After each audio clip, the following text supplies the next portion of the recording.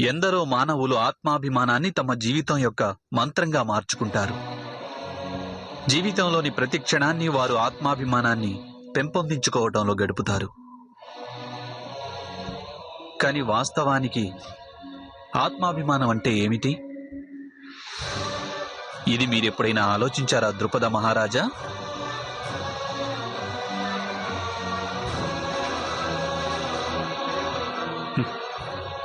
లేదు.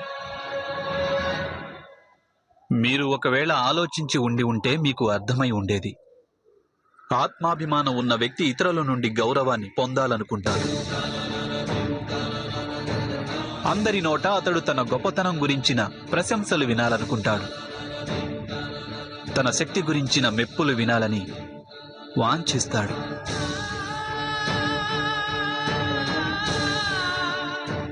అంటే తన శక్తి గురించిన ప్రమాణం ఇతరుల నుండి కోరుకుంటాడు.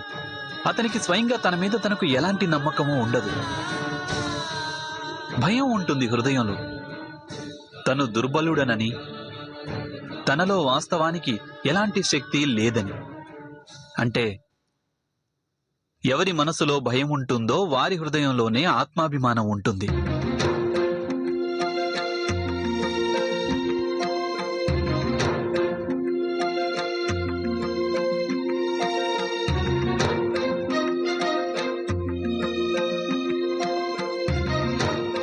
మహారాజా, వాస్తవానికి ఆత్మాభిమానం ఈ భయానికి మారుపేరు కాదు కదా.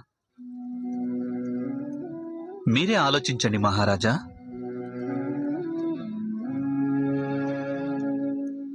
మహారాజా,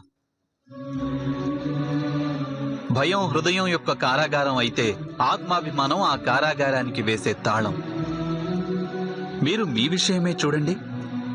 ఆత్మాభిమానంతో బంధింపబడిన వ్యక్తి హృదయంలో ప్రేమ ప్రవేశించజాలదు. మీ దృష్టిలో మీ మిత్రుడే మీకు శత్రువు అయిపోయాడు.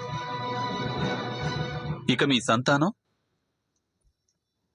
సంతానాన్ని మీరు కేవలం మీ శస్త్రాలుగానే భావిస్తూ వచ్చారు.